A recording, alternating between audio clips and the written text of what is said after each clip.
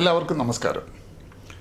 നമ്മൾ ജീവിതത്തിൽ എത്ര കാലം ജീവിച്ചു എന്നുള്ളതിലല്ല പ്രാധാന്യം. പക്ഷേ ഈ ചുരുങ്ങിയ ജീവിതത്തിനിടയിൽ നമ്മൾ എന്ത് നേടി, മറ്റുള്ളവർക്ക് വേണ്ടി എന്ത് ചെയ്യാൻ സാധിച്ചു, നാട്ടിനും ജനങ്ങൾക്കും സമൂഹത്തിനും വേണ്ടി എന്ത് ചെയ്യാൻ നമ്മൾക്ക് സാധിച്ചു എന്നുള്ളതിലാണ് പ്രാധാന്യം.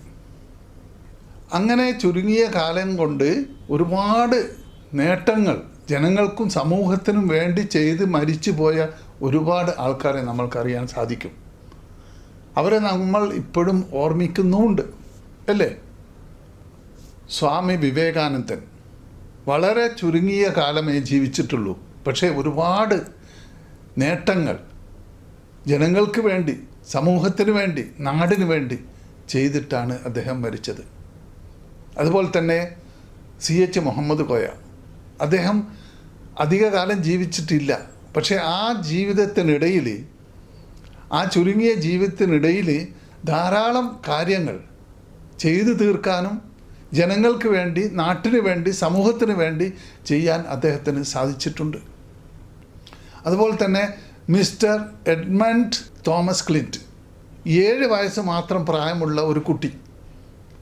ആ കുട്ടി 1976 ജനിച്ചു, 1983 മരിച്ചുപോയി. പക്ഷേ ആ കുട്ടി നിങ്ങൾക്ക് ഗൂഗിളിൽ സെർച്ച് ചെയ്താൽ കാണാൻ സാധിക്കും. ഈ എഡ്മണ്ട് ഈ 7 വയസ്സിനുള്ളിൽ 25,000 അറിയപ്പെടുന്ന വേണ്ടപ്പെട്ട ചിത്രങ്ങൾ വരച്ചു എന്നുള്ളതാണ്. അപ്പോൾ ഇങ്ങനെയുള്ള ധാരാളം ആൾക്കാരുണ്ട്. ഇവരെല്ലാം ഈ ചുരുങ്ങിയ കാലയളവിനുള്ളിൽ ജനങ്ങൾക്കും നാട്ടാർക്കും സമൂഹത്തിനും വേണ്ടി നല്ല കാര്യങ്ങൾ ചെയ്ത് മരിച്ചു പോയവരാണ്. അതൊരു വലിയ കാര്യമല്ലേ?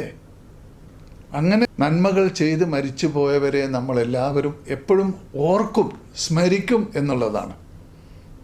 ഇപ്പോൾ വളരെ ഹാർഡ് വർക്ക് ചെയ്തുകൊണ്ടിരിക്കുന്ന മിസ്റ്റർ ഇലോൺ മസ്ക്, അദ്ദേഹത്തിന് പ്രായം 51, ലോകത്തിലെ ഏറ്റവും വലിയ കോടീശ്വരനാണ് ഇന്ന്.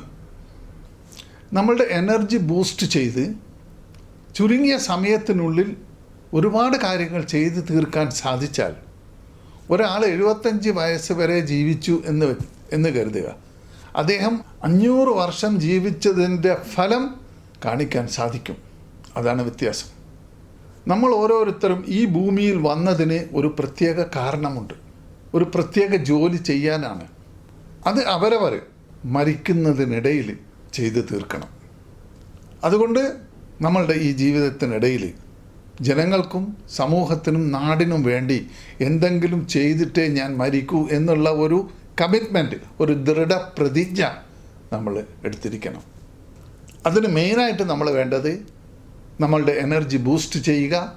രണ്ടാമതായിട്ട് ഈ കടന്നു പോകുന്ന ഈ സമയമുണ്ടല്ലോ, ഈ ടൈമിന് വാല്യൂ കൽപ്പിക്കുക എന്നുള്ളതാണ്. കാരണം ഈ ടൈം എന്ന് പറയുന്നത് ലോകത്ത് എല്ലാവർക്കും പക്ഷപാതമില്ലാതെ ഒരേപോലെ കിട്ടിയ വരമാണ്, ദാനമാണ് ടൈം. അത് മൂല്യമുള്ളതാണ്, അത് വിലയുള്ളതാണ്.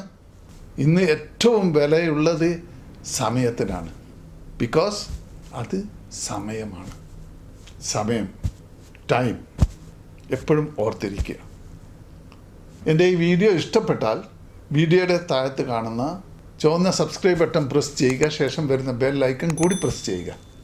കാരണം ഞാൻ അപ്ലോഡ് ചെയ്യുന്ന ഓരോ വീഡിയോസും നിങ്ങൾക്ക് ഓട്ടോമാറ്റിക്കായിട്ട് നോട്ടിഫിക്കേഷൻ കിട്ടാൻ വേണ്ടിയാണ് സബ്സ്ക്രൈബ് ചെയ്യാൻ പറയുന്നത്. അങ്ങനെ മറ്റൊരു ഇൻട്രസ്റ്റിംഗ് വിഷയവുമായി എത്തുന്നത് വരെ ബൈ ഫ്രം MV മോട്ടിവേറ്റ്.